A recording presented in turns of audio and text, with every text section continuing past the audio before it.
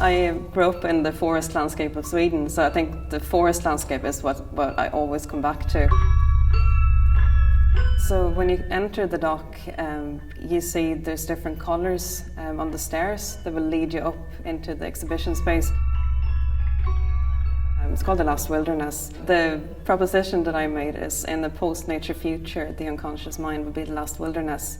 It's the idea of, if wilderness is sort of changed over time and we kind of harness nature in different ways, there's still the kind of aspect of the human mind that we can't harness, and that's why the proposition is that if we get rid of wilderness in nature, there's still going to be this wild aspect to us. I went over to an old theatre in a town called Boston and shot a film there. It's called Tonight at the Magic Theatre. It was basically shot in the forest close to my family farm, and it was shot in the theatre, and it's looking at the kind of surreal aspects of push and pull between what's real and what's not. You don't know, is it dream or is it real or what's actually going on. So that's in Gallery 1.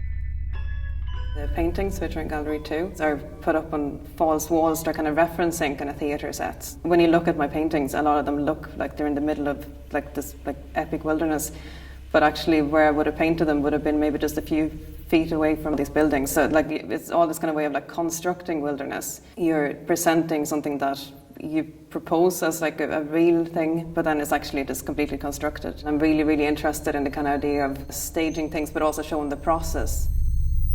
In the third gallery, in the little gallery, there's an icicle drip piece. It's basically made out of poured plaster. It was when I was in Norway, it was in the spring, so there was just this kind of dripping and melting constantly going on with the ice and snow. Stalagmites and stalactites, that kind of slow kind of pouring process of it kind of building up. So there's a piece in there also.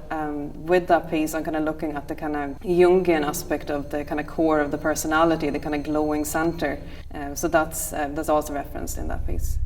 The forest landscape is what I always come back to, but it's also the aspect of the inner landscape inside us that I'm very interested in. So it's this push and pull between the inner landscape and the outer landscape, and being lost in the woods in different ways.